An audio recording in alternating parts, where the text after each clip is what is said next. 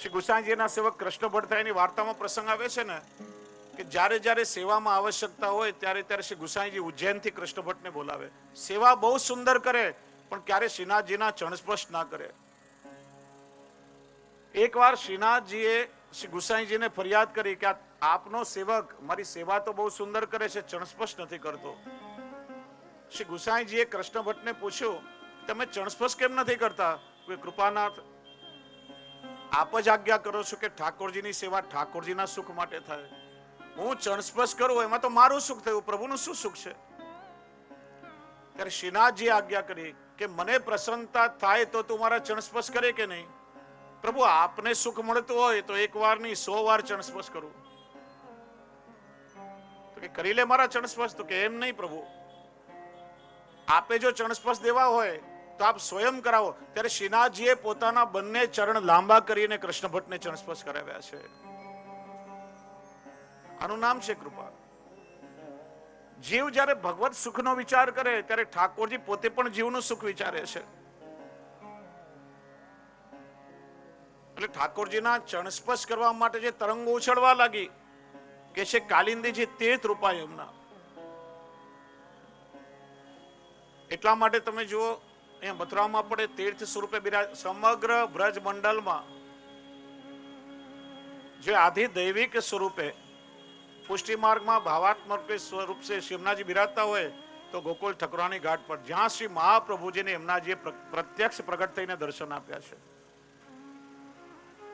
એટલા માટે બધા વૈષ્ણવો ઠાકોરજીની જારીજી ભરવાનું જલ ગોકુળ ઠકરાણી ઘાટથી ભરીને પધરાવે છે. આ મથુરા મંડળ પણ તીર્થ સ્વરૂપ છે. અહીં પણ યમુનાજી બિરાજે છે. યાત્રાનો નિયમ ભલે મથુરાથી લેવાય પણ દરેક વલ્લભકુળના આચાર્ય બાળકો મથુરામાં યમુનાજીમાં સ્નાન કરીને નિયમ લીધા પછી ગોકુળ જઈને યમુનાજીને વિનંતી કરે છે અને ત્યાં વ્રજયાત્રાનો સંકલ્પ કરે છે.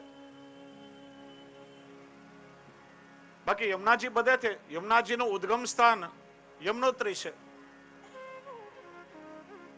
અને યમુનાજી ઠેઠ પ્રયાગમાં ત્રિવેણી સંગમમાં ગંગાજી સાથે મળી જાય છે. પણ એ બધી જગ્યાએ સ્વામીની યમુના નથી. એ બધી જગ્યાએ યમનોત્રીથી લઈને દરેક જગ્યાએ તીર્થ રૂપા યમુના છે. ત્યાં તીર્થનું ફળ મળે છે અને સ્વામીની સ્વરૂપ યમુના એ શ્રી ગોકુલમાં બિરાજે છે. કારણ કે પુષ્ટિ પુરુષોત્તમનું પ્રાગટ્ય ગોકુલમાં થયું છે અને પ્રેમ લક્ષણા ભક્તિનું પ્રાગટ્ય સ્થાન ગોકુલ છે. એટલા માટે આ ત્રણ સ્વરૂપ યમુનાજીના આધિ ભૌતિક આધ્યાત્મિક એટલે એમનું સામર્થ્ય. યમુનાજીમાં સ્નાન કરીએ તો યમયાતના ટળી જાય. ન જાતો યમયાતના ભવતી તે પય પાન. યમુનાજીનું પાન કરીએ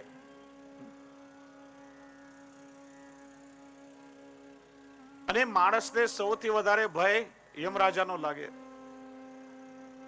પણ યમુનાજી આપણા મૈયા થયા એટલે યમરાજા કોણ થયા? હા, યમુનાજી આપણા માં થયા તો માના ભાઈ કોણ થાય? મામા. એટલે ભાણિયાઓએ ચિંતા કરવાની જ ના હોય કોઈ દિવસે.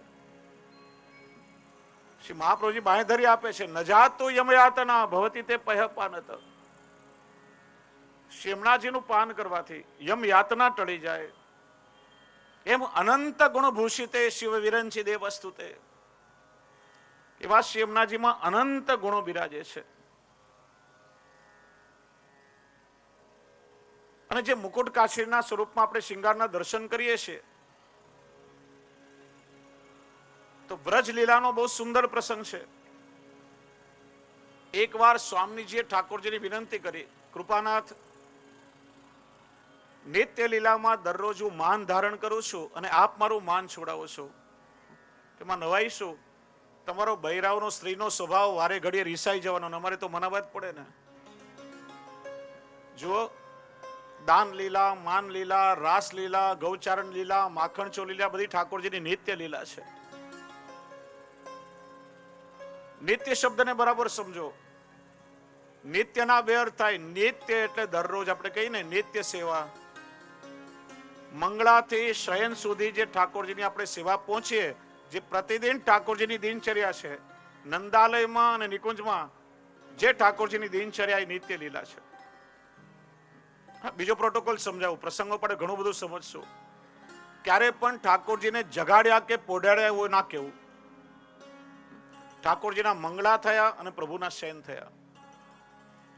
અહીં તો ભાવથી ઠાકોરજી જાગે છે અને ભાવથી ઠાકોરજી પોઢે છે. તમે સવારે ઘંટાનાદ કરો, ઠાકોરજીને ઓઢાડેલી રજાઈ ચાદર વળી કરો, ભાવથી ઠાકોરજી પ્રગટ થઈ ગયા, તમારી સેવા અંગીકાર કરે. બે સમયની સેવા હોય તો અનવસર પછી, જો એટલા માટે શબ્દ છે અનવસર, ઠાકોરજી ગૌચારણ કરવા માટે વનમાં પધારે, એ લીલાના અવસરમાંથી આપણે બહાર નીકળી ગયા, એ લીલાનું સુખ આપણને ન મળે એટલે અનવસર શબ્દ છે. અને ઉત્થાપનના સમયે ઘંટાનાદ કરો એટલે પાછા આપણી સેવા અંગીકાર કરવા ઠાકોરજી પધારે છે. અને શયન પછી વ્રજગમનની વિજ્ઞપ્તિ થાય, તમે જેવી ચાદર ઓઢાડી શૈયા મંદિરના દ્વાર બંધ કર્યા, ઠાકોરજી સીધા વ્રજમાં પધારે છે.